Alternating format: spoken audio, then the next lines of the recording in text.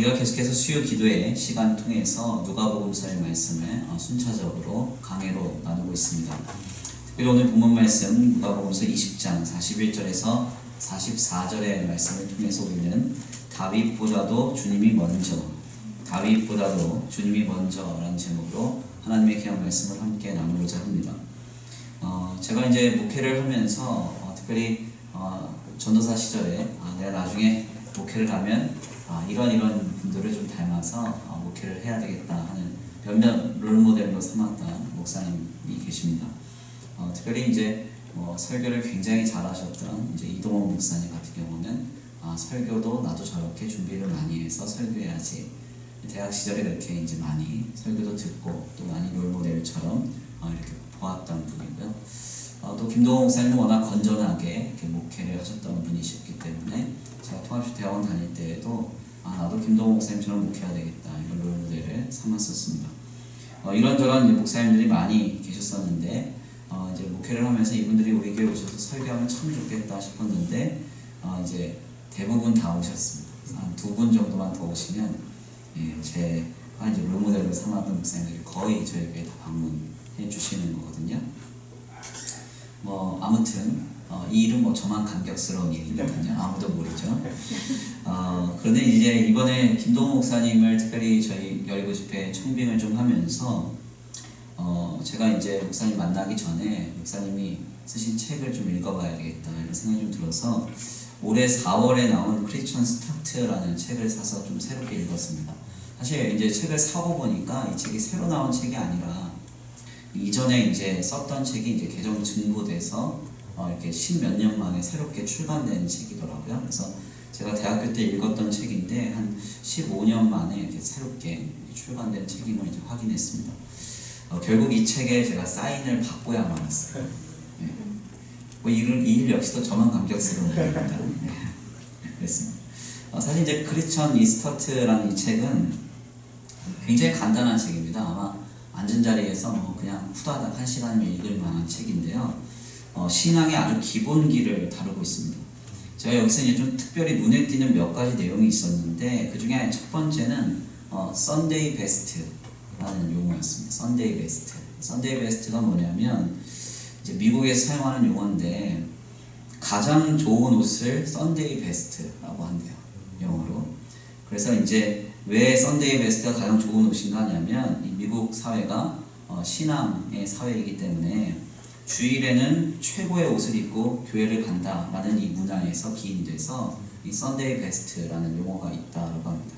그러면서 이제 김동호 목사님이 이 책에서 무슨 얘기를 하시냐면 주일날 예배에 올 때 정말 최선을 다해 준비하고 예배에 와라 이런 얘기를 해요.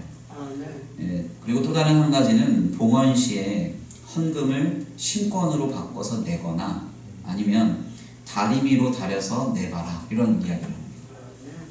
그러니까 이 얘기는 이렇게 행위 이거 강조하기 위해서 그런 게 아니라 이렇게 하면 봉헌을 드리는 마음가짐이 달라진다는 거예요. 그래서 이렇게 해봐라 이런 얘기가 나오고요.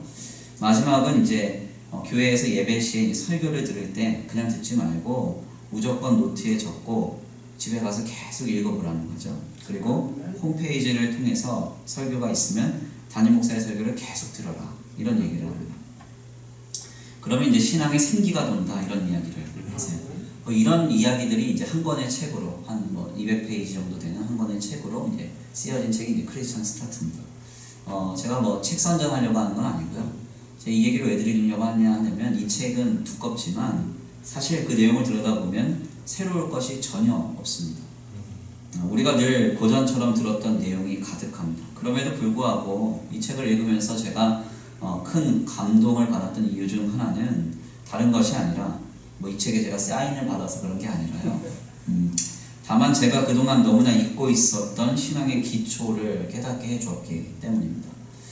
주일 예배에 옴으로 가장 좋은 옷을 꺼내 입고 헌금을 신권으로 바꿔드리거나 꼿꼿이 펴서 봉헌하고 말씀을 늘 가까이 하는 등의 모습은 행위 그 자체가 중요한 것이 아니라 이 행위라는 것은 우리의 마음의 중심의 표현이기 때문에 내 마음이 삐딱하면 그 행위도 삐딱하게 나오듯이 이런 행동은 사실 하나님을 경외하고 그리고 하나님을 가장 귀하게 여기는 데에서 자연스럽게 표출되는 것입니다. 그러니까 내가 하나님을 경외하고 하나님을 가장 귀하게 여기면 사실 이런 책 읽지 않아도 그렇게 준비된 모습으로 주님 앞에 나와 예배하고 기도하고 신앙의 행위를 감당하게 되는 것이죠. 우리가 일전에 이제 신앙의 그 옛날 믿음의 선조들이 사실 이런 이야기를 우리에게 많이 들려주기도 했고 신앙의 삶으로 많이 모범을 보여주기로 했는데요. 그들이 이와 같이 했던 이유는 다른 것이 아닙니다. 그들이 못 배웠거나 혹은 덜 개화돼서 혹은 덜 인텔리해서 그들이 그렇게 했던 것이 아니라 우리 믿음의 선조들은 하나님을 가장 경외했고 주님을 가장 사모했고 그리고 주님을 가장 귀하게 여겼었기 때문에 그렇습니다. 그래서 그러다 보니까 자연스럽게도 늘 주님 앞에 최선의 것 그리고 최고의 것 그것을 우리의 인생으로 올려드리기에 집중하고 몰입했던 것이죠. 그래서 우리는 신앙생활을 하면서 사실 무엇을 가장 귀하게 내 삶에 여기고 있고 내가 가장 무엇을 의식하고 있는가 하는 것은 늘 확인해 봐야 하는 신앙의 요소입니다. 하나님보다 더 귀한 것이 있으면 안 되죠. 아멘입니까? 아멘. 주님보다 더 사랑하고 더 경외하는 것이 있어서는 안 됩니다. 아멘. 간혹 제가 예배에 나오지 않는 분들을 좀 챙기다 보면 가끔 그런 얘기를 하는 경우가 있어요. 뭐 예를 들면 조금 목회자가 추궁하기에도 좀 불편한 얘기들 우리 아이가 너무 아파가지고 예배에 못 왔습니다. 그렇게 이야기를 하는 경우가 가끔 있습니다. 근데 그러면 좀 죄송하지만 이분에게는 하나님이 아이인 거예요. 하나님. 그렇죠? 아이가 죽을 병에 걸려도 아이를 병원에 입원시켜 놓고 엄마는 교회당에 와서 울어야 됩니다. 하나님 찾아야 돼요. 아멘입니다. 이게 없다면 우리는 과연 무엇을 믿고 있는가 고민을 해봐야 됩니다. 하나님을 믿는다면 하나님을 찾고 하나님을 가장 귀히 여기고 하나님을 두려워하는 마음으로 주님을 온전히 열망하고 신앙해야 하는 것이죠. 어떤 분들은 자기가 아프다고 예배 안 나오는 분들도 있습니다. 어떤 분들은 이런저런 사정이 있다고 예배에 빠지는 분들이 있습니다. 그리고 하나님 앞에서 해야 할 기본적인 요소를 늘 이런저런 변명과 핑계로 늘 피해가려는 분들이 계시죠. 죄송하지만 이런 분들은 간단하게 설명이 됩니다. 신앙이 없는 거죠. 신앙은 아주 극적인 순간에 확인이 되거든요. 편안할 때는 잘 확인이 안 됩니다. 김 목사가 하는 일이 다 잘 됩니다. 그러면 예수님 열심히 믿는 듯 하게 보이죠. 언제 신앙의 증가가 나타나느냐? 신앙은 우리의 삶이 흔들릴 때 나타나는 거죠. 고통 가운데 내가 아무리 기도를 해도 주님이 침묵하시고 내가 아무리 주님을 찾아도 답이 없는 것 같은 그런 현실 속에서 끝까지 주님을 신앙하는 사람은 믿음이 있는 것이고 낙담하며 실망하면서 이런저런 변명과 핑계로 우리의 삶의 신앙이 타협되는 순간 자신의 믿음 없음이 확실하게 확인이 되는 것입니다. 저는 사실 굉장히 좀 차분한 목회를 하는 편입니다. 그래서 아마 제가 강단에서 화를 내거나 사역지에서 화를 내는 경우는 거의 보지 못하셨을 거예요. 네, 다행입니다. 집에서 화를 잘 내고. 그래서 하여튼 제가 이 목회는 이제 편안하게 좀 하는 편인데요. 성도들의 웬만한 말이나 행동은 다 충분히 이해를 합니다. 그리고 다 이해하려고 노력을 합니다. 근데 아직도 가끔 화가 나는 경우가 있어요. 숨겨지지 않는 화가 나는 경우가 딱 있습니다. 언제냐, 하여튼 이런저런 거 다 이해해요. 예배 때 복장이 좀 다 괜찮아요. 이런저런 모습에 부족하다 약간 다 괜찮습니다. 근데 이 모습을 딱 보면 갑자기 마음에서 뭐가 확 끌어올려요. 그게 뭐냐면 예배 때 늦으면 화가 납니다. 늦으면. 저희가 11시 예배잖아요. 11시 때 딱 찬양 인도자가 사도신경을 딱 하고 다시 찬양으로 예배가 진행된다고요. 그럼 11시 전에 오셔야 되는데 제가 보면 이제 저도 10시 한 40분에서 50분 사이 항상 착석을 하기 때문에 여기 앉아 있거든요. 그러면 11시쯤 되면 오늘 예배당이 텅텅 비네 이런 생각이 들어요. 근데 꼭 제가 설교할 때쯤 되면 가득 차 있어요. 이분들이 다 이 찬양 끝날 때쯤 시간 맞춰 오시는 거죠. 참 머리가 좋으세요. 예배 때 늦으면 안 되거든요. 기본입니다. 그죠? 네. 제가 늦는 분들을 보면 그렇게 아직도 화가 나요. 그래서 감추고 싶어도 아직도 감춰지지가 않는 것 중에 하나. 불쾌해요. 제가 이제 굉장히 친했던 고등학교 친구 중에요. 네, 인터넷에 올라갈 거라서 여기 있는 편집을 해야 되겠네요. 한용준이라는 친구가 있습니다. 네, 공부 굉장히 잘하고 네, 굉장히 이제 머리도 똑똑하고 잘생겼던 친구예요. 근데 이 친구가 아주대학교 경영학과 수시 입학을 앞두고 있었거든요. 다 이제 통과되고 면접 앞두고 있었는데 이 친구가 면접에 5분 늦었습니다. 5분. 네. 어떻게 됐을까요? 그러니까 우리 그 클래스 안에서도 담임 이제 선생님이 얘는 붙는다. 그냥 가서 면접만 보고 와라 그랬거든요. 아주대학교가 이제 저 학교 입시 때만 하더라도 가기 그렇게 만만한 학교가 아니었습니다. 그때 당시 이제 의대 뭐 이런 것들도 좀 떴었고 아주대 공대가 굉장히 유명했기 때문에 아주대 경영학과가 한 2등급 상 이상 맡아야 이제 가는 학교였거든요. 근데 이 친구가 이제 면접 때 늦은 거예요. 왜냐면 보통 이 대학교를 고등학교 학생들이 잘 안 가다 보니까 고등학교처럼 착각한 겁니다. 가면 면접장이 있을 것이다 생각하고 시간 대충 맞춰서 갔는데 대학교가 너무 큰 거예요. 거기 막 찾아다니다가 이제 면접장 못 찾고 이러다가 면접이 이미 다 진행되고 자기 순서 지난 다음에 5분 늦은 겁니다. 얘가 이제 그 면접관 앞에서 무릎 꿇고 울었어요. 펑펑 울었어요. 한 번만 기회를 달라고. 기회를 줬을까요? 안 줬을까요? 네, 안 줬습니다. 안 줬어요. 그리고 이 친구가 이 일에 굉장히 큰 충격을 받고요. 그의 수능을 망쳤습니다. 그리고 그 이후에 이제 재수를 했는데 제가 이제 들리는 소문에 의하면 세종대에 간신히 합격했어요. 예. 그러니까 이제 사실 그 면접 때 5분 늦은 것 때문에 이 친구 인생이 어그러진 거죠. 예, 뭐 세종대랑 아주대는 이제 점수 차이가 많이 나기 때문에 그러니까 무슨 이야기를 들려고 하는가 하냐면 아이들 면접이라면 늦을까요? 예배 시간? 아이들 면접, 입시 면접 절대 늦지 않죠. 취업 면접이다. 취업 면접, 요즘 취업하기 힘들어요. 네, 저희 청년들도 이제 대학 졸업반 되면 목사님 저 뭐 먹고 살아요? 그런 얘기합니다. 그래서 무슨 생존을 걱정하냐고 요즘 굶어 죽는 사람 없다 이런 얘기 하는데 네, 취업 어려워서 하는 얘기입니다. 취업 면접 늦지 않을 거예요. 근데 우리는 예배에 너무 쉽게 늦죠. 그리고 너무 그 시간을 가볍게 여기죠. 왜 이런 결과가 있느냐? 하나님을 향한 중심이 거기서 확인되는 겁니다. 그렇죠? 내가 진정 사랑하는 이를 만난다. 내가 진짜 어려운 어떤 사람을 만난다. 생각하면 늦겠습니까? 늦을 수 없죠. 미리 와서 기다리고 준비하고 한 번이라도 더 자신을 돌아보죠. 그렇죠? 뭐 적어도 예배 때라면 이제 10분 정도 일찍 와서 충분히 기도하고 오늘 나에게 말씀하신 하나님을 기대하고 아멘입니까? 그러면서 우리가 예배를 준비한다면 더 뜨거운 예배가 될 것입니다. 오늘 본문의 말씀은 바로 이와 같은 관점에서 우리에게 매우 큰 깨달음을 줍니다. 오늘 본문의 내용은 예수님께서 갑자기 느닷없이 자기와 서기관들이 이런저런 대화를 나누시다가 갑자기 한 이야기, 한 논제를 꺼내시는 내용입니다. 어떤 내용인가 하냐면 본문 말씀을 통해서 우리가 그 내용을 확인할 수가 있는데요.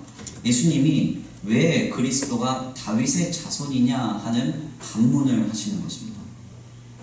사실 이 본문을 바르게 이해하기 위해서는 이 구약의 사상의 흐름을 좀 이해하실 필요가 있습니다. 구약에서 소위 선민 사상, 하나님께서 택하신 족속으로 구원하시고 하나님의 역사를 이루시고 하나님의 나라를 완성하실 때 아브라함을 통하여 시작하신 하나님의 백성들의 역사가 모세를 통하여서 아브라함의 언약이 모세 언약으로 이렇게 연계가 되고 이 모세의 언약이 다윗 언약으로 또한 귀결되는 이 언약의 흐름을 좀 이해하실 필요가 있습니다. 이 내용은 워낙 좀 복잡하고 다양하기 때문에 단순하게 좀 넘어가고요. 분명한 사실은 하나님께서 아브라함과 모세와 다윗에 이르는 이 언약의 흐름 속에서 특별히 다윗의 언약에서 하나님의 나라를 세우실 때 내 자손을 통해서 하나님이 하나님 나라를 세우시겠다 하셨어요. 그래서 이 다윗 언약의 핵심 중에 하나는 바로 메시아 사상입니다. 다윗의 계보를 통해서 하나님이 구원자를 보내신다는 거예요. 특별히 이 약속은 예수 그리스도를 통해서 메시아가 오심으로써 성취가 됩니다. 그래서 구약이란 오실 메시아에 대한 이야기고 신약이란 오신 메시아에 대한 이야기. 이 얘기를 조금 우리에게 알게 쉽게 하려면 구약이란 오실 예수님에 대한 이야기고 신약이란 오신 예수님에 대한 이야기다 할 수가 있는 거죠. 그런데 오늘 본문 말씀을 보면 주님이 갑자기 자신이 다윗의 자손이라고 불려지는 것을 매우 못마땅하게 여기십니다. 오늘 본문 말씀 41절인데요. 우리 함께 높이 올립니다. 41절 시작. 예수께서 사람들이 어찌하여 그리스도를 다윗의 자손이라 하느냐. 아멘. 오늘 본문 말씀 41절에 따르면 이렇게 말씀하셔요. 예수께서 그들에게 이르시되 사람들이 어찌하여 그리스도를 다윗의 자손이라 하느냐. 어찌하여 다윗의 자손이라 하느냐.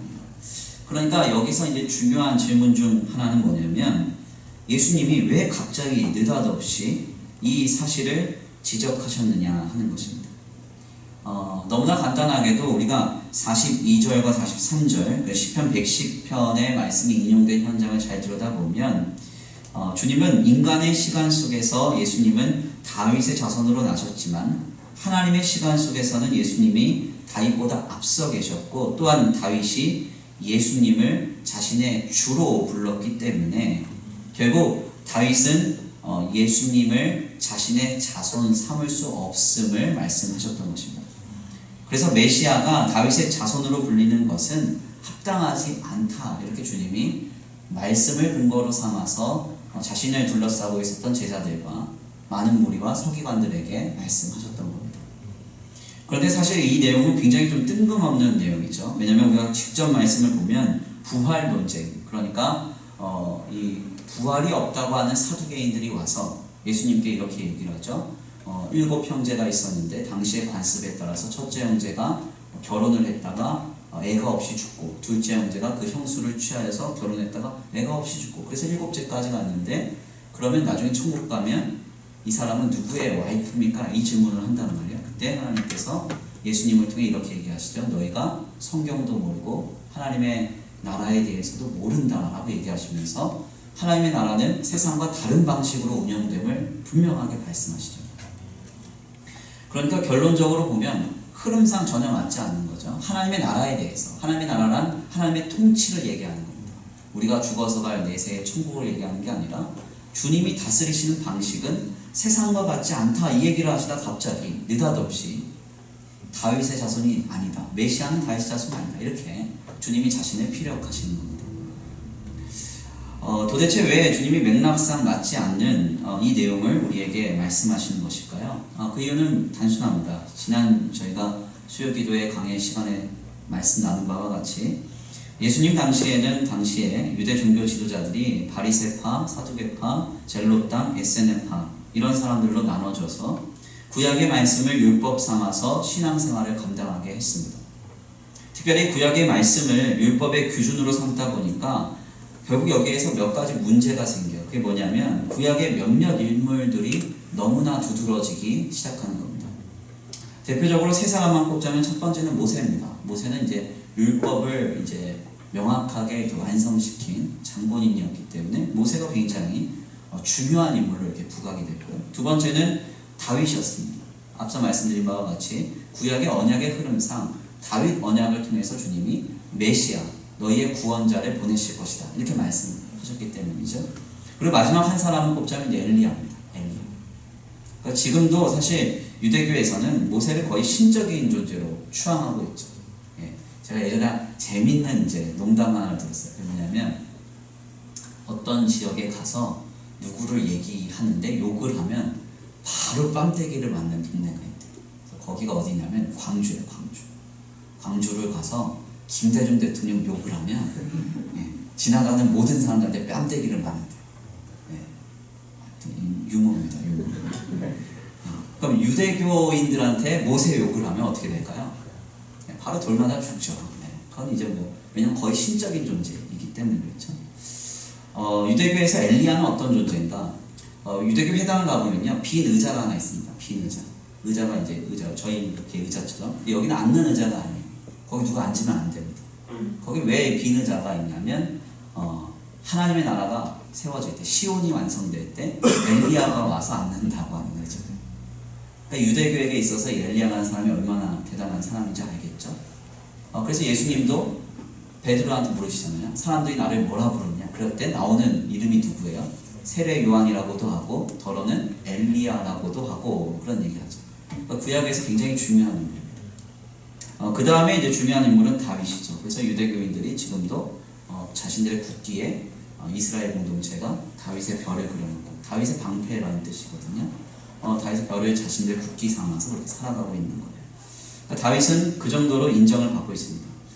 결국 이 세 사람에게 너무나 몰입하는 나머지 당시에는 하나님의 존재보다도 모세나 다윗 그리고 엘리야와 같은 이가 더 부각되는 경우가 많았던 것입니다. 즉 신앙의 주객 전도가 일어난 거죠. 많은 사람들이 신앙생활하면서 하나님을 경외하고 하나님을 바라봐야 하는데 그 시선이 인간에게 가버린 것입니다. 주님은 이것을 명확하게 지적하시고자 그리스도는 다윗의 자녀가 아니며 오히려 다윗의 주가 그리스도 되심을 분명하게 말씀하시고 계신 것입니다. 우리는 여기에서 굉장히 중요한 한 가지를 깨닫게 됩니다. 그것은 무엇인가 하냐면 간단하게도 우리의 신앙생활에 가장 우선에 누구를 두어야 하는가, 우리는 누구를 바라보며 그리고 누구를 의식하며 누구를 중심으로 신앙생활을 해야 하는가, 이것을 깨닫습니다. 우리는 모든 우리의 삶의 현장 속에서 하나님을 가장 우선에 두어야 하고 하나님을 가장 중심에 두어야 하고 하나님을 바라보고 하나님을 의식하며 삶을 영위해야 합니다. 사람 보고 하는 건 아니에요. 교회를 와서 수원천국에 참 좋네요, 목사님 보고 내가 이 교회 왔습니다, 이러시면 안 돼요. 그렇죠? 제가 뭐라고, 그렇죠? 사람 바라보면 100% 실망합니다. 그래서 저를 알면 알수록 실망하시기 것이기 때문에 저는 피해 다닐 거예요. 밥 먹자 그래도 피해 다닐 것이에요. 웃지도 않으시고 마음이 많이 어렵네요. 실망할 것 같아요. 사람은 알면 알수록 실망합니다. 사람 보고 우리가 신앙생활하는 게 아니고요, 하나님 보고 신앙생활하는 거죠. 누구 때문에, 뭐 때문에, 이거 안 되는 겁니다. 더 중요한 거는 다른 어떤 것을 우리의 삶에 앞세워서도 안 된다는 겁니다. 그것이 우리의 삶의 중심에서 역동해서는 안 된다는 거예요. 우리는 오직 하나님만이 우리의 처음이어야 하고 우리의 중심이어야 하고 우리의 시선과 방향이어야 한다는 것입니다. 그래서 성도는 무엇을 결정할 때에도 하나님을 가장 먼저 의식해야 됩니다. 무엇을 행할 때도 하나님을 먼저 기준 삼아야 돼요. 이것이 하나님 기뻐하시는 것이냐, 하나님 기뻐하시지 않는 것이냐, 이것이 하나님이 원하시는 방향이냐, 원하시지 않는 방향이냐, 이것밖에 없습니다. 무엇을 말할 때에도 우리는 오직 하나님만을 앞세워야 하고 하나님만을 의식해야 하는 것입니다. 이것은 실상 쉽지가 않습니다. 왜냐하면 인간은 본능적으로 자신에게 귀한 것으로 여겨지는 어떤 가치가 생기면 항상 그것을 하나님의 자리에 두기 때문에 그렇습니다. 그것이 돈이든 그것이 자녀든 그것이 사랑하는 사람이든 누구든 간에 다 마찬가지예요. 그래서 청년들도 신앙생활 잘 하다가 갑자기 이제 믿지 않는 애인 생겨봐요. 그럼 이제 교회 간다. 그리고 이상하게 싸돌아다니고 그러죠. 그래서 연애는 교회 안에서 하는 게 오늘 분위기가 왜 이러죠? 그렇죠? 기왕이면 믿는 사람하고 왜 우리가 만남을 가지라고 해요? 신앙생활은 우리가 하나님 안에서 사랑하면서 하나님을 중심 삼아서 살아가야 되는데 그 하나님의 자리에 다른 게 앉아버리면 결국 이제 신앙도 삶도 다 어그러지기 때문에 그렇죠. 우리가 구약에서 그 사례를 명확하게 볼 수 있습니다. 히스기야라는 왕이 있습니다. 이 구약의 열왕기를 보면 하나님이 선하다고 평가한 왕이 3명이 있어요. 첫 번째가 이제 히스기야고, 두 번째가 이제 요시야라고 하는 왕이에요. 그리고 한 사람 보면 이제 다윗, 이렇게 해서 다윗, 요시야, 히스기야는 가장 선한 왕 이렇게 봅니다. 근데 사실 이제 이 구약을 대표하는 3대 선한 왕이라고 알려진 이 히스기야는 실상은 가장 악한 왕이에요. 왜냐하면 그가 이제 15년의 생명을 연장받고 7년째의 아들을 낳습니다. 그 아들이 누구냐? 므낫세예요. 근데 이 아들이 므낫세잖아요. 므낫세가 뭔 말이에요? 므낫세, 잊어버리다 이런 뜻이에요. 잊어버리다. 그러니까 자기가 이제 15년 시한부 인생 사는데 그 시한부 인생을 잊어버리게 할 만큼 감사한 거예요. 기쁜 거예요. 그리고 나서 므낫세가 8살 되던 해에 이 히스기야가 죽어요. 죽습니다. 그런데 문제는 뭐냐면 이 8년 동안 신앙교육을 전혀 안 한 거죠. 므낫세가 얼마나 악한 왕이었냐면 자신이 처음 낳은 아들을 우상에게 불 가운데 던져버려요. 줘버려요. 그리고 얼마나 악행을 많이 하는지. 그래서 하나님이 너무 화가 나셔서 므낫세 때문에 내가 남유다 왕국을 멸망하리라 이렇게 말씀하셔요. 그러니까 히스기야한테는 자녀가 하나님이었던 거죠. 너무 자신을 기쁘게 했던 아들, 모든 걸 다 잊어버리게 했던 아들, 그 아들 때문에 그 아들을 하나님의 자리에 놓고 8년 동안 사니까 나라가 망해버려요. 더 나아가 인간이 돈을 귀하게 여겨보십시오. 사람이 돈에 미치면 되는 게 없습니다. 돈 앞에 하나님이고 뭐고 없어요. 요즘 이제 세대를 좀 들여다보면 소위 유물론, 황금 만능주의라고 해서 모든 것을 다 돈, 물질로 보고 물질이면 다 된다고 하는 소위 물질에 미쳐가는 세상에 우리가 살아가고 있어요. 요즘 젊은 세대들이 사용하는 용어 중에 플렉스라는 용어가 있습니다. 들어보셨어요? 플렉스? 플렉스가 뭔지 아세요? 어느 날 한 날 딱 마음을 잡고요, 적금을 타잖아요. 적금을 하루에 다 쓰는 거예요. 그래서 어떤 사람은 그냥 고가의 외제차를 사기도 하고 명품을 사기도 하고 이상한 데 막 돈을 뿌립니다. 중요한 거는 이런 플렉스하는 사람들이 그걸 촬영을 했다가 SNS에 올리는데 그걸 보고 이 젊은 세대들이 열광을 해요. 부러워. 그러니까 그렇게 플렉스를 해서 돈을 마구마구 막 쓰는 걸 보면서 사람들이 열광을 하니까 그 열광하는 영상을 통해서 또 돈을 벌어요. 와, 그러니까 세상이 묘지경이에요. 먹기만 많이 먹어도 돈을 벌고요. 그거 아세요? 먹방만 하면 돈을 벌어요. 막 노래만 불러 제끼는데 돈을 벌어요. 아까 말씀드린 것처럼 플렉스, 내가 돈 모은 것 같고 막 내가 사고 싶은 거 사는데 그거 보면서 사람들이 돈을 막 줘요. 돈을 벌어요. 정말 이상하죠. 한번 우리가 생각해 볼 것이 있습니다. 이런 것을 열광하고 동경하며 자라나는 세대가 이 사회의 기성세대가 되면 이 사회는 어떤 방식으로 흘러갈까요? 소망이 있을까요? 돈을 부러워하고 물질의 풍요를 부러워하는 그런 세대는 사실 소망이 없어요. 죄와 악이 넘쳐날 수밖에 없습니다. 이는 신앙의 요소에서도 역시 마찬가지입니다. 교회 안에 봉사 중요합니다. 그렇지만 봉사보다도 하나님이 더 먼저죠. 아멘. 기도 너무 중요하죠. 그렇지만 기도보다도 성도에게는 하나님이 먼저죠. 하나님이 내 중심에 있고 하나님을 향한 방향이 명확하고 하나님 안에서 내가 살아간다는 하나님이 내 삶의 첫 자리에 있는 것이 명확하고 기도를 해야지. 그냥 마냥 기도한다고 그것이 하나님이 기뻐하시는 신앙생활이냐? 아니라는 거예요. 목사에겐 성도나 숫자나 죄송한 이야기지만 교회 외적 규모보다도 목사에게는 하나님이 먼저여야 됩니다. 하나님을 두려워해야 되고 하나님을 의식해야 하는 것입니다. 제가 일전에 제자훈련반 3기를 하고 제자 오카눔이라는 영화를 보았던 적이 있습니다. 지금은 이제 제자훈련반 하면 이렇게 제가 여유를 못 부립니다. 그때는 사실 뭐 3기라고 해도 이렇게 숫자가 좀 많지가 않았습니다. 저희 교회 전체 숫자가 좀 여유가 많았어요. 그래서 제자훈련반 한 클래스를 빼고 이번 시간은 기독 영화를 보러 갑니다. 그래서 제가 영화표 사주고 그러면 또 이제 그 중에서 또 감동받으신 분이 팝콘 사주고 얼마나 재밌었는지 모릅니다.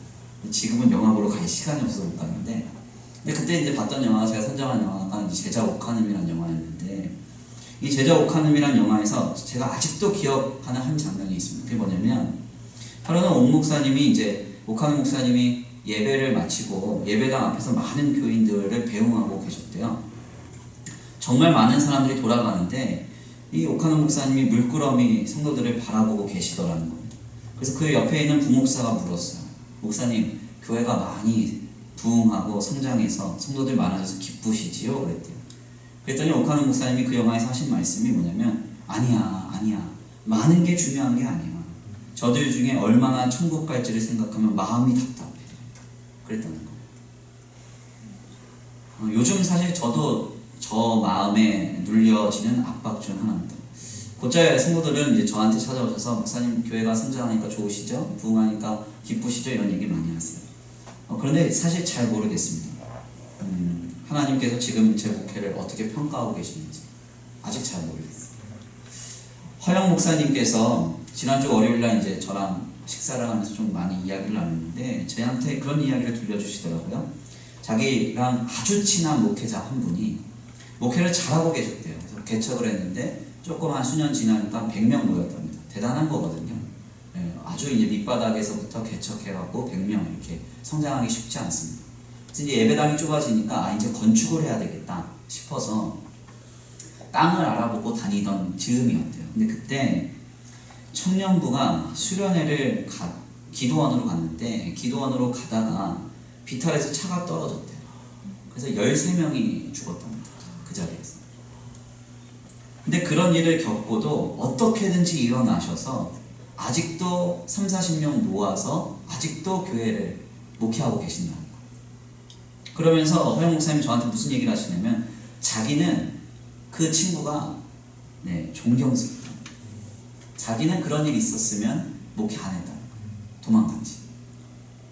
그러면서 또 저한테 물어보시더라고요. 김 목사님은 그런 사고 겪고도 목회할 수 있어요? 이런 얘기. 우리의 삶에 이러저러한 일이 많습니다. 그때 이제 성도가 확인해야 하는 건 뭐냐면 하나님께 내 시선이 몰입되어 있느냐, 내 삶의 중심에 하나님이 나를 역동하고 계시느냐, 그리고 내가 내 삶의 가장 우선순위에 하나님을 두고 있느냐, 이것입니다. 그렇다면 어떤 일들도 우리는 이겨내고 다른 길로 갈 수가 있어요. 그런데 하나님이 아닌 다른 것을 앞세우고 하나님이 아닌 다른 것이 먼저 내 마음을 역동하고 하나님이 아닌 다른 것에 내 방향을 두게 되면 그러면 우리는 결정적인 순간에 넘어질 수밖에 없습니다. 우리는 무엇을 우리의 첫자리에 두는가, 이것을 다시 한번 돌아볼 필요가 있습니다. 오직 하나님을 우리의 첫자리에 둬야 됩니다. 우리의 삶의 첫자리, 우리의 중심의 첫자리, 우리의 방향의 첫자리. 그래서 모든 기준은 하나님이 기뻐하시느냐 기뻐하시지 않느냐, 내가 이렇게 반응하고 내가 이렇게 말하고 내가 이렇게 행동하면, 그리고 내가 이렇게 하는 모든 것들이 내 삶이 인도되는 이 방향이 하나님이 기뻐하시며 하나님이 원하시며 하나님이 인도하시는 방향인가. 아멘입니다. 그것을 우리는 날마다 순간마다 확인해야 한다는 것입니다. 하나님만 만족하시면 됩니다. 하나님이 아시면 돼요. 하나님이 기뻐하시고 하나님이 원하시는 것이면 성도는 만족하는 것입니다. 우리의 삶에 당장 중요하게 보여지는 다윗과 같은 것, 지금 우리의 공동체에 이게 중요해, 모세와 같은 것, 이건 결코 놓칠 수 없어, 엘리야와 같은 것, 주님은 그거 보시지 않기 원하시는 거예요. 살아계신 하나님, 그 하나님, 예수 그리스도를 통하여 나를 구원하시고 지금도 내게 역사하시며 살아내주하시는 그 하나님과 함께 오늘 우리의 삶을 살아가고 있는가, 이것을 우리가 다시 한번 돌아볼 필요가 있다는 것입니다. 제가 언젠가 이제 설교 제목으로도 인용했던 스페인어 하나가 있습니다. 굉장히 인상적이게 읽었던 스페인어인데요. 2016년에 제가 창세기 강의를 하면서 아마 그 설교의 제목으로 썼던 스페인어입니다. 스페인어는 이제 프리메로 디오스라는 스페인어예요. 제가 이 스페인어를 언제 처음 접했냐면 이 조이스 럽이라는 이제 그 수녀가 있습니다. 그 수녀가 쓴 느즈마키 걸어라는 책이 있어요. 느즈막하게 걸어라. 이 책에서 조이스 럽이라는 수녀가 자신의 오랜 친구인 은퇴 목사 톰이라는 사람하고 소위 이제 순례잡기를 겁니다. 그래서 요 근래 TV에 한번 방영이 됐다 그러네요. 순례잡길이. 그래서 우리 청년 한 명도 거기 다녀왔는데 800km에 달하는 이제 순례잡길이 있습니다. 그래서 하루도 쉬지 않고 걸으면 한 39일에서 40일 정도는 걸어가고요. 좀 쉬었다가 한 2-3일 한번 쉬었다 가면 한 60일 정도 걸리는 길이에요. 그래서 저희 청년 같은 경우는 한 60일 정도 걸렸습니다. 실제로. 그래서 800km 다 걸고 나중에 이제 그 바르셀로나 가서 저한테 사진 하나 보내줬는데 산적이 따로 없더라고요. 수염을 이렇게 길어가지고. 그래서 누구냐고, 너무 멋있다, 그대로 오라고 그랬거든요. 그랬더니 엄마한테 욕 직살나게 먹고 다 잘라갔더라고요. 그랬는데 이 800여 킬로미터 길을 걸으면 뭐가 좋냐면 아무 소리도 안 들려요. 차 소리도 없고 아무것도 안 들려요. 풀 이렇게 흔들리는 소리, 바람 소리, 이런 것만 들립니다. 그 길을 걷는 거예요. 특별히 이제 그 초반에 1일차부터 3일차까지 걷는 길은요 조금 고행입니다. 그래서 실제로 올해에만 4명이 돌아갔어요. 그 길을 걷다가. 그래서 하루에 적어도 한 20km에 30km 정도 걸어야 되는데 그게 좀 이제 경사가 있고 좀 어려워서 그 길을 좀 무리한 분이 한 4분 정도가 돌아가셨거든요. 근데 아무튼 그렇게 막 걷다 보면은 생각이 없어집니다. 생각이. 그리고 이제 자신의 삶을 천천히 돌아보게 되고, 지금 내 삶이 어떻게 가고 있구나. 이런 게 이제 정리가 됩니다. 그래서 이 길을 이제 느긋하게 걷고 나서 조이스 러비라는 수녀가 자신의 이제 친한 이제 친구였던 은퇴 목사 톰이라는 사람하고 대화를 나누는데, 그 은퇴 목사 톰이라는 사람이 어떤 얘기를 꺼내는가 하냐면 프리메로 디오스라는 말을 갑자기 느닷없이 꺼냅니다. 이 길을 걷고 나서 내린 그의 결론이에요. 그게 뭐냐면 프리메로라는 말은 스페인어로는 이제 처음이라는 뜻이고요. 디오스라는 말은 하나님이라는 뜻입니다. 그래서 프리메로 디오스 이렇게 얘기를 하면 하나님을 첫 자리에, 이런 뜻이에요. 그러니까 한 800여 킬로미터 걸으면서 자신의 삶을 뒤로 돌아보고 앞으로 자신의 삶이 나아갈 길을 가다 보니까 우리의 인생의 정답은 하나님을 우리의 첫 자리에 두는 것이다. 결론을 내린 것이죠. 하나님을 첫 자리에 두면 우리의 신앙의 길에 하나님 주시는 생명이 넘치게 됩니다. 주님이 그 첫 자리에서 역동하시며 역사하시기 시작해요. 하나님을 첫 자리에 두는 일은 쉽지 않습니다. 내가 가장 귀하게 여기는 다윗을 하나님보다 아래에 둬야 되고요. 내가 귀하게 여기는 모세보다 앞세워야 되고, 엘리야의 자리를 치워버려야 됩니다. 그것이 돈이든 물질이든 내가 사랑하는 어떤 것이든 하나님보다 앞서 있는 것이 있다면 그것을 치우고 하나님을 앞세워야 하는 거예요. 이 일은 힘들고 고단하며 결단이 필요합니다. 그러나 해보면 하나님이 일하시기 시작합니다. 주님은 창조주이시고 하나님이십니다. 그래서 하나님은 자신의 자리를 침범하는 것을 원하시지 않으세요. 그래서 주님은 구약의 말씀을 통해서 나는 질투하는 하나님이다, 그렇게 말씀했어요. 그래서 질투한다는 말은 우리를 보고 어떻게 너 나한테 이럴 수 있어, 질투의 화신이 된다, 이런 이야기가 아니라 하나님의 하나님됨을, 하나님의 자리를 침범하는 모든 것들을 주님은 두고 보실 수가 없는 것입니다. 지금 우리의 삶에 하나님보다 앞세우고 있는 것은 무엇입니까? 하나님보다 우리의 삶에 더 높이 두는 것은 무엇입니까? 주님보다 더 의식하고 두려워하는 것은 과연 무엇입니까? 이 시간 오직 하나님만을 우리의 삶에, 우리의 인생의 첫 자리에 둘 수 있게 되기를 간절히 축원합니다. 귀한 말씀을 정리하겠습니다. 주님은 다윗의 자손이 아니다. 나는 다윗의 자손이 아니다. 그리스도는 다윗의 자손이 될 수 없다. 분명하게 선포하십니다. 이 말은 우리의 시간 속에서 다윗보다 예수님이 먼저 나셨다는 말이 아니라 오늘 본문 말씀의 예수님의 말씀처럼 그리스도는 다윗의 주이시라는 것입니다. 우리가 가장 귀하게 여기고 우리가 가장 인정하며 가장 영향력 있는 그 대상도 주님 앞에서는 다 종이 될 수밖에 없습니다. 오직 주님만이 주인이 되신다는 것이죠. 이는 늘 이 세상의 것들을 앞세우는 우리의 신앙과 우리의 중심에 경종을 울립니다. 하나님을 믿고 신앙한다고 하면서도 늘 주님을 뒷자리에 두는 우리의 모습이 도전받아야 합니다. 프리메로 디오스, 오직 하나님을 첫 자리에 둘 수 있는 저와 우리 성도 모두가 되시길 간절히 축원합니다. 하나님이 기뻐하시는 삶을 살아감으로 우리의 첫 자리에 계신 하나님께서 크게 역사하시는 그 역사가 지금 이 시간 임하게 되기를 간절히 축원합니다. 우리 이 시간 귀한 말씀 붙들고 함께 기도 올려드립니다. 다 같이 이 시간으로 기도하시겠는데요. 복음성가 내가 주인 삼은 모든 것 내려놓고 찬송을 드리겠습니다. 내가 주인 삼은 모든 것 내려놓고 찬양의 가사를 생각하시면서 귀한 말씀을 선포하시면서 주여 한번 모시고 음성으로 기도드립니다.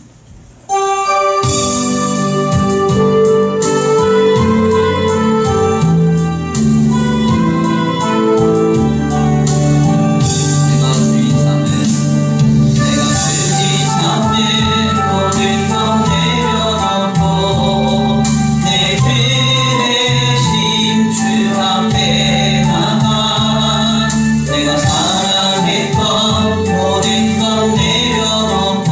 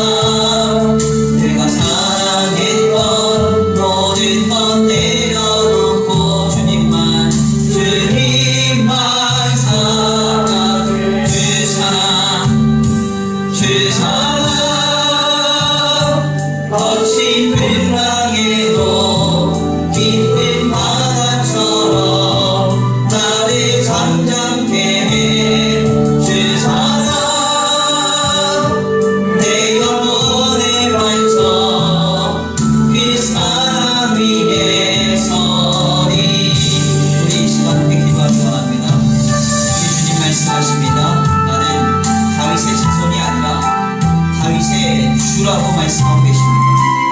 우리가 귀하게 여기는 것, 우리가 중요하다고 생각하는 것, 그 어떤 것보다 하나님은 가장 앞자리에 계셔야 하고 가장 높임을 받으셔야 하며 가장 경외해야 할 오직 우리의 유일한 구원자 되심을 고백합니다. 하나님, 다른 것을 앞세웠던 지난날에 돌아보면서 오직 하나님만을 우리의 첫자리에 두게 하여 주시옵소서.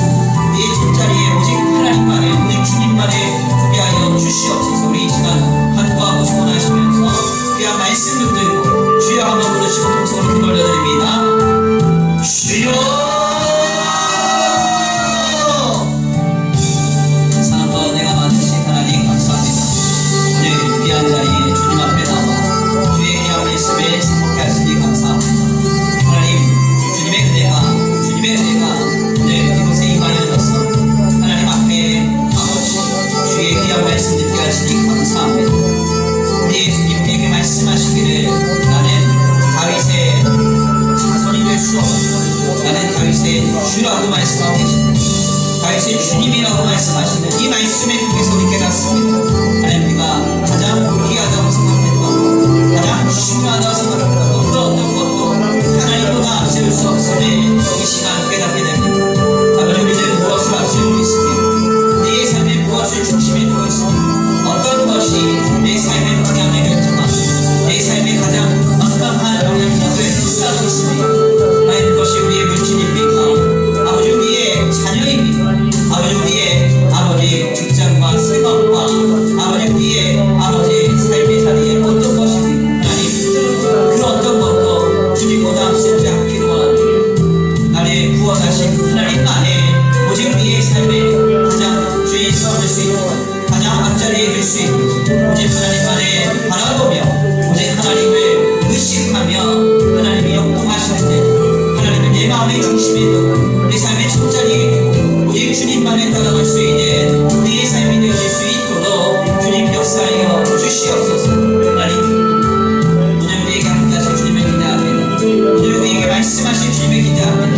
하나님 앞에 아버지 우리가 의식할 것은 내 상황과 환경과 조건이 아니라 오직 하나님 한 분만이 될 수 있도록 예수 그리스도를 통하여 나를 구원하신 하나님 한 분만을 바라며 그 한 분만을 의식하고 인정하며 오늘 우리의 삶에 살아낼 수 있도록 주님 역사하여 주시옵소서.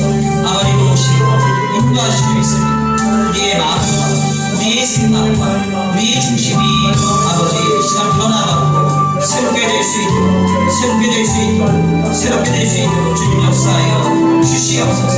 아버지 도우시고 인도하시고 있습니다. 나의 마음과 나의 생각과 나의 중심이 하나님께로 향하여 지게 하시고 아버지 하나님을 의식하며 나아갈 때 하나님 주신 힘과 능력을 따라 아버지 오늘도 우리의 삶을 다른 원자의 신앙 가운데 살아낼 수 있도록 주님 역사하여 주시옵소서. 아버지 다른 것보다 하나님 안에 오직 하나님만을 의식할 수 있도록 주님 도와주시옵소서. 제가 말할 때나 행동할 때나 생각할 때나 어떤 것을 하든지 간에 하나님 말을 앞세워서 하나님 말을 의식하고 하나님을 인정하며 우리의 삶을 살아내게 하여 주시옵소서. 도우시고 인도하시고 믿고 감사합니다. 인도하시고 함께하시고 감사합니다. 사랑과 은혜가 많은 주 예수 그리스도의 감사합니다.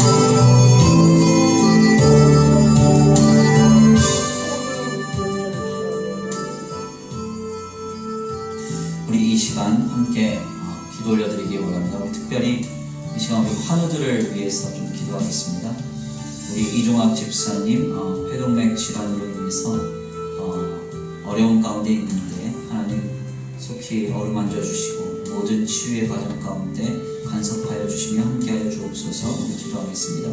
우리 함서연 성도님 위해서 함께 기도합니다. 우리 함서연 성도님 주님의 은혜 가운데 이제 방사선 치료 많은 횟수를 앞두고 있는데 하나하나 주님 간섭하셔서 치유될 수 있도록 우리 다 같이 기도하시겠고요.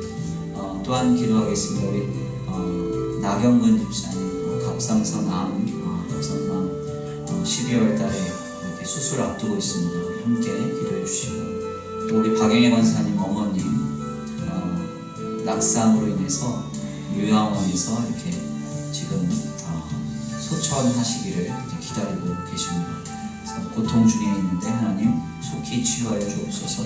우리 이 시간 우리 이종학 집사님, 함서연 성도님, 또 우리 나경근 집사님, 우리 박영원 사님 어머님 위해서 주여 한번 부르시고 통성으로 기도를 드립니다. 주여 한번 부르시고 기도합니다. 주여! 사랑과 은혜가 많으신 하나님 감사합니다. 오늘 귀한 자리로 인도하여 주셔서 주님의 은혜 가운데 하나님 인도하여 주셔서 오늘 귀한 자리에 아버지 우리 사랑하는 교우들을 위하여 기도합니다. 빨리 주님께서 인도하시고 함께하여 주셔서 주님의 은혜 가운데 하나님 속히 치유받기 원합니다. 하나님께 순종하게 모든 치유의 과정과 회복의 과정이 인도받기를 원합니다. 하나님 역사해 주시고 아버지 인도하여 주시옵소서. 아버지 역사하여 주시옵소서. 함께하여 주시옵소서. 하나님께서 치유해 주시지 않으면 사람이 할 수 없습니다. 하나님께서 위로해 주시지 않으면 사람이 위로할 수 없습니다. 하나님께서 아버지 치유하시고 회복시켜 주시지 않으면 사람이 할 수 있는 것이 없습니다. 하나님 지금 이 시간 찾아가셔서 어루만져 주시고 어리고 말씀까지 깨끗하게 하시고 새롭게 하시고 은혜를 베풀어 주시고 함께하여 주셔서 주님 폭포수와 같이 차고 넘치는 채워주시는 은혜로 말미암아 하나님 앞에 다시 한번 세임 얻게 되도록 감동해 되도록 치유되도록 주님 역사하여 주시옵소서. 아버지 우리 종합수사님 기억하시고 회복의 시간으로 하나님 아버지 어려운 가운데 있으면 하나님 주님 질문과 다 끊어지기 원합니다. 하나님 다 끊어지기 원합니다. 하나님 새롭게 되어지기 원합니다. 새로운 아버지 활로를 열어주시옵소서. 새롭게 치유하여 주셔서 아버지 새롭게 아버지 회복시켜 주셔서 아버지 주여 이제는 한넘게 되어서 하나님 앞에 예배하며 즐거워하며 기뻐하며 아름다운 삶의 살아 낼 수 있도록 주님 역사하여 주시옵소서. 머리부터 발끝까지 치유하신 주님의 기대합니다. 세임 주신 주님의 기대합니다. 영원히 치유하는 황선의 빛주사 아버지 수고하시가 깨끗한 지키게 하신 그 역사를 기대합니다. 하나님 역사하시고 인도하여 주옵소서. 감사의 성도님 기억하시고 하나님 박사님 치료를 받고 있습니다. 하나님 24차례나 하나님 아버지 하나하나 어루만지시고 치유하시고 회복시켜 주옵소서. 머리부터 발끝까지 새롭게 하신 주님을 기대합니다. 모든 치유의 과정 가운데 치료하는 풍선을 비추신 주님을 기대합니다. 깨끗게 하신 주님을 기대합니다. 우리체 모든 것이 폭파져 새롭게 세임 얻게 하신 주님을 기대합니다. 주여 역사하시고 인도하여 주옵소서. 함께하여 주옵소서. 아버지 주여 놀랍도록 역사하실 줄 믿습니다. 하나님 이 시간 나는 것을 위하여 기도합니다. 하나님 항상 암으로 인해서 12월에 아버지 주여 아버지 치유를 앞두고 있어 하나님 치유해 주셔야 되겠습니다. 하나님 함께해 주셔야 되겠습니다.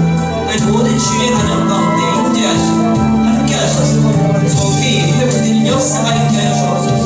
주여 우리 두발까지 깨끗하게 되게 하시고 아버지 할 수 있고 되게 무슨 말이냐 믿는 자에게 되지 못하면 없다 하셨사오니 주여 아버지 아무 일도 아닌 것처럼 감기처럼 지나가는 놀라운 역사가 있게 되도록 주님 역사하시고 인도하여 주옵소서. 함께하여 주옵소서. 치유하여 주시옵소서. 아버지 특별히 이 시간 동안 기도하며 간구하며 사랑합니다. 박영희 여사님 어머님 아버지 주여 98세의 노동하는 것 아버지 주여 병환 중에 있습니다. 하나님 고통 가운데 있사오니 주님 순정하게 인도하여 주시옵시고 하나님 품에 안겨서 영원히 다시 아픈 것이나 혹하는 것이나 아래통하는 것이나 아버지 어려운 것이 없이 주님 앞에 마음과 기뻐하며 감사하며 하기를 놀라운 역사가 있게 되도록 주님 치유하시고 함께하시고 회복시켜 주시옵소서. 아버지 모신 주님을 기대합니다. 주의 품에 안에서 치유하신 주님을 기대합니다. 회복시켜 주신 주님을 기대합니다. 또 하나님 함께하시고 인도하여 주시옵소서. 아버지 이곳에 아버지 복여 아버지 우리가 흔들기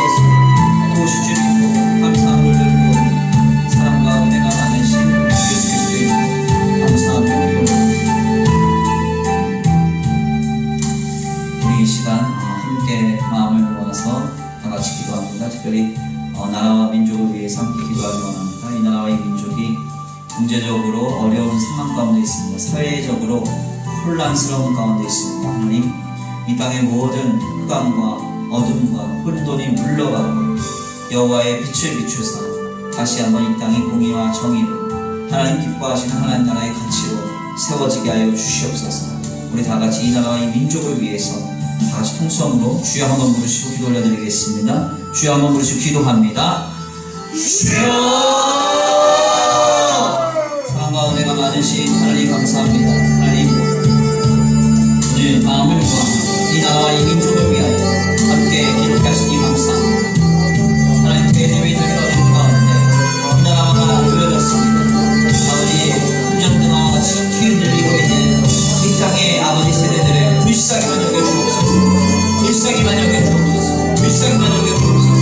하늘의 능력과 권세와 아버지 위엄, 아버지 땅을 덮어주시옵소서.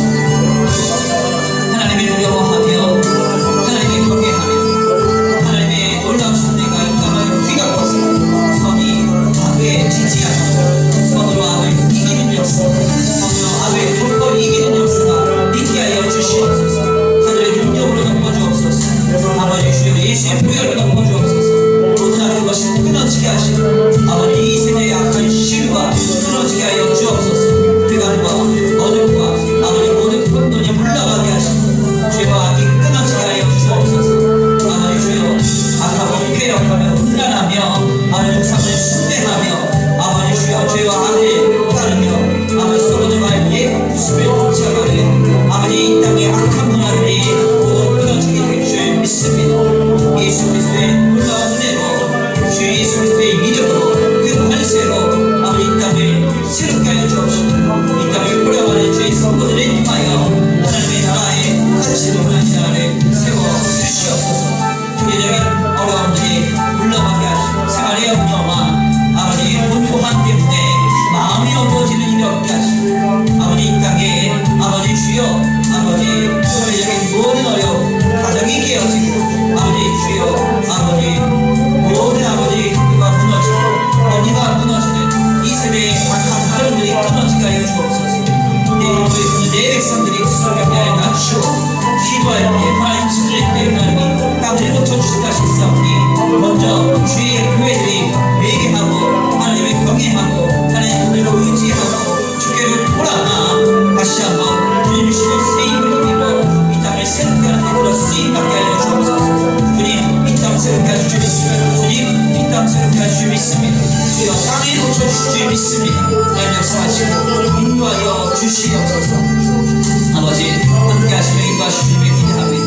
우리의 마음과 우리의 생각과 우리의 중심을 통하여 가시는 주님, 오늘 우리가 삶의 자리로부터 생명의 풍수가 넘치게 하시고 은혜의 강물이 넘치게 하시고 우리의 삶의 자리로부터 축복의 회로가 열려져 아버지 우리의 아버지 가정과 직장과 생업과 삶의 자리 곳곳이 변화하고 새롭게 되는 놀라운 역사가 있게 되도록 주님 역사여 주옵소서. 물질에 지지 않게 하시고 사람에 끌려가지 않게 하시고 세상에 넘어지지 않는 아버지 거룩한 성도들이 되도록 믿음으로 굳세게 하시고 은혜로 굳세게 하시고 성령으로 충만케 하여 주시옵소서.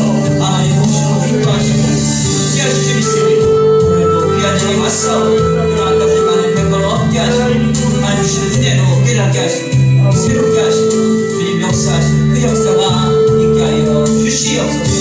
무엇이 줄 믿고 감사함을 드리오며 사랑과 은혜가 많으신 우리 주 예수 그리스도의 이름으로 감사하며 기도드립니다.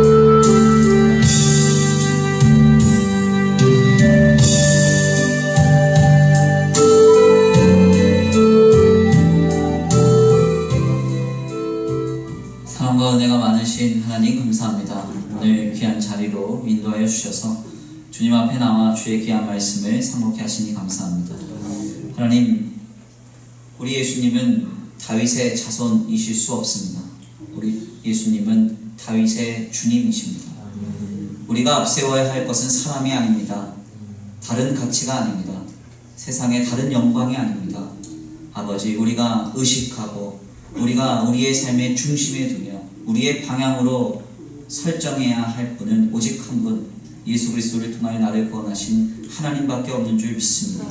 하나님, 그 하나님을 늘 삶의 순간순간 의식하게 하시고 우리의 삶의 중심에 두게 하시고 우리의 삶의 가장 첫 자리에 하나님을 둘 수 있도록 주님 역사하여 주옵소서.